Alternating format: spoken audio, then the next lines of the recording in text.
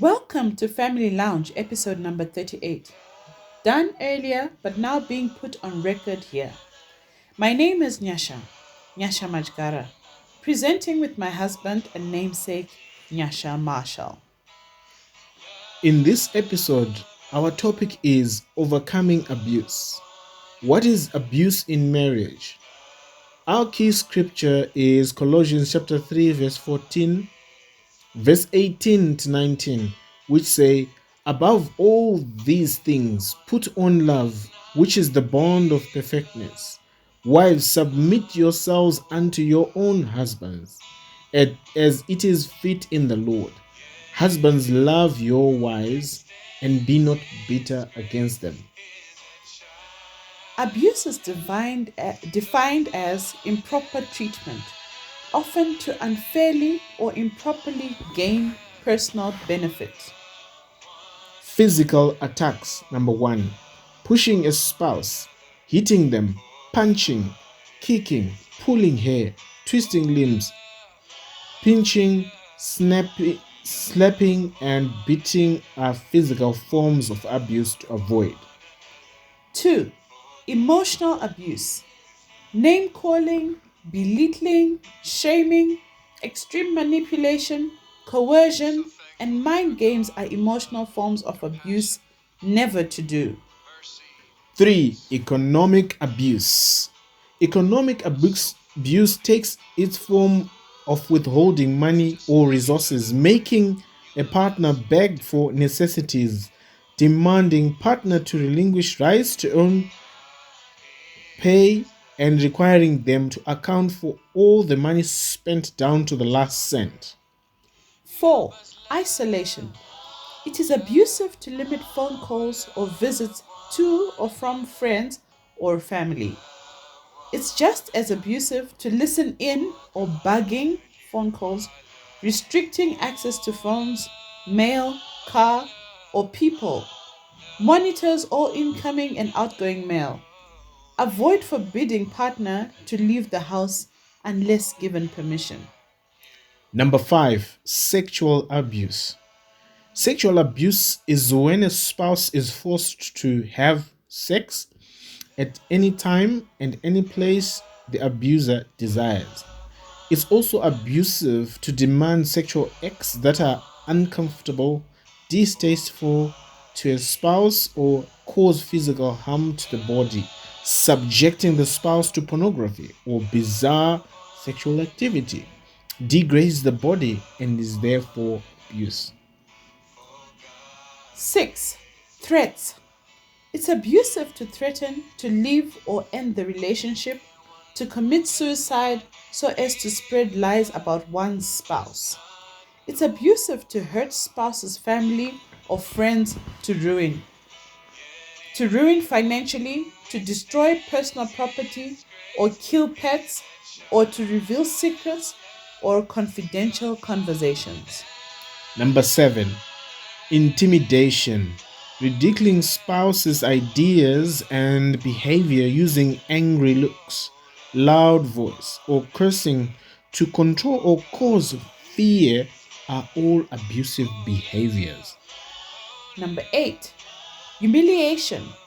Much like intimidation, humiliation is using inappropriate humor designed to put down spouse. It's all abusive. So is public criticism of appearance, parenting skills, housekeeping, or cooking skills. Avoid force feeding, bathing, or other personal chores. Public showing of embarrassing photos or video clips is abusive. Number 9, violence to property or pets. Violence to pets or property, throwing things, punching holes in the walls, stomping on things and which have been thrown to the floor, pounding fists on the door or tables to generate fear, breaking doors or windows to get to spouse, destroying their personal property or keepsakes are abusive behaviors. 10. Silent treatment. Refusing to communicate and using silence as a weapon to manipulate our abusive behaviors. Number 11, using children.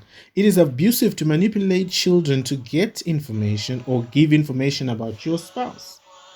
Avoid disrespecting of visitation time, withholding child support, bribing children with gifts or activities, undermining the other parent's authority, blaming or putting down the other parent in front of the children, using subtle manipulation to brainwash the children against the other spouse.